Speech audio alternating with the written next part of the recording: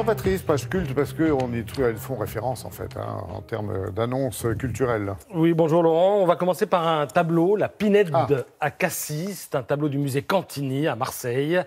C'est le tableau vedette du musée. Il date de 1907. Il est signé André Derain et il est l'objet d'un bras de fer entre l'État français et cette dame, Claire Gimpel, qui se bat au nom de 5 héritiers pour récupérer ce tableau ayant appartenu à son grand-père, un marchand d'art mort en camp de concentration.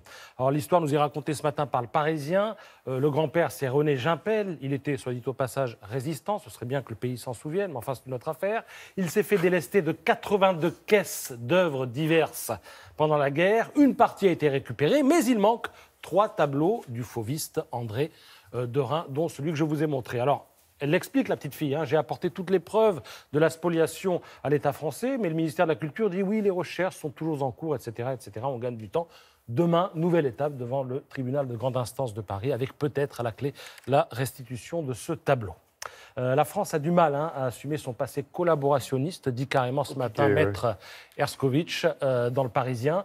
Elle rappelle que 100 000 œuvres ont été déplacées de la France vers l'Allemagne pendant la guerre, 60 000 ont été récupérées à la Libération, 40 000 rendues aux propriétaires. Bon, je fais mon petit calcul, il en reste 20 000, donc l'État en a vendu 14 000, il y en a 2 000 qui ont été confiés à des musées, on en trouve d'ailleurs 800 au Louvre, et puis le reste dans la nature.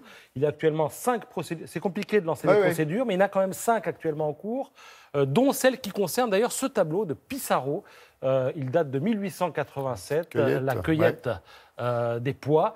Et la justice se prononcera sur ce tableau le 11 juin prochain. Alors, il a une histoire, ce tableau, c'est-à-dire qu'il a traversé l'Atlantique, il est passé de main en main, parfois sous le manteau. C'est un couple d'Américains qui l'avait chez lui et qui, à l'occasion d'une rétrospective Pissarro au musée Marmottan à Paris, prête le tableau. Donc le tableau vient en France et à côté du musée Marmottan, il y a un immeuble et dans l'immeuble habite l'héritier de l'ancien propriétaire du tableau. Et lorsqu'il voit ça, il lance la procédure et aujourd'hui, on est en cours donc, de procédure.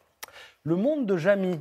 Oui, c'est ce soir. Oui, voilà, sur France 3. 21h. Alors on le signale parce que c'est invité exceptionnel, Thomas Pesquet. L'astronaute fera tester à Jamy et à Églantine-Émier les sensations d'un vol en apesanteur. On pourra aussi découvrir une base secrète dans le désert de l'Utah, donc aux États-Unis, où se prépare un séjour sur Mars. Et alors, Jamy, c'est une émission de télé qu'on suit depuis des années. Il y a eu C'est pas sorcier, il y a Le Monde de Jamy, mais c'est aussi maintenant un livre, Mon Tour de France des curiosités naturelles et scientifiques. C'est chez Stock.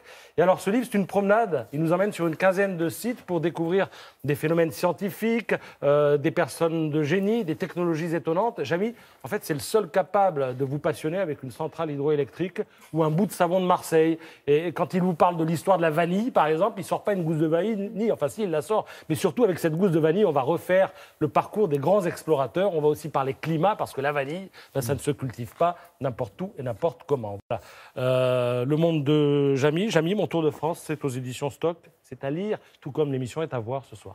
À voir ce soir, avec en cadeau, messieurs, dames, s'il vous plaît, un petit extrait, histoire de vous en mettre plein les yeux, justement. Allons-y. Ils vont braver l'impesanteur dans un avion en chute libre, piloté par Thomas Pesquet. Apprendre à marcher dans cet énorme scaphandre. Je suis presque arrivée sur ma cible. Tester les limites du corps humain. C'est dingue! Thomas Pesquet nous fait aussi découvrir les coulisses de sa préparation. Il a surmonté l'épreuve des stages de survie, les simulations de scénarios catastrophes et la préparation à sa mission la plus risquée, sortir dans le vide spatial.